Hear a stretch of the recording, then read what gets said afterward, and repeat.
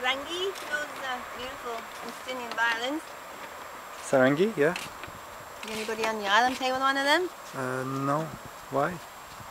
Because when I was in India, I was playing with a trio of the sarangi and a female singer and the guitar. Mm-hmm.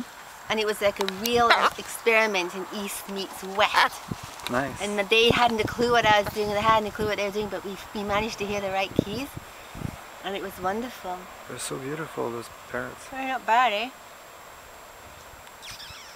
Are you from Québécois?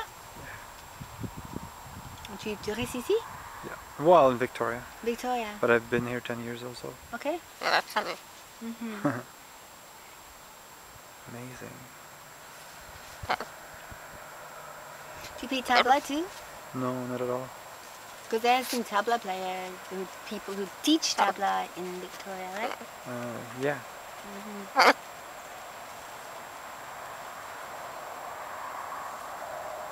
How long have they been together? 11 years. Wow. Are they a couple or are they brothers No. and sisters? Elle vient du Brésil, puis l'autre vient d'Afrique. And they're not a couple? Non, pas du tout.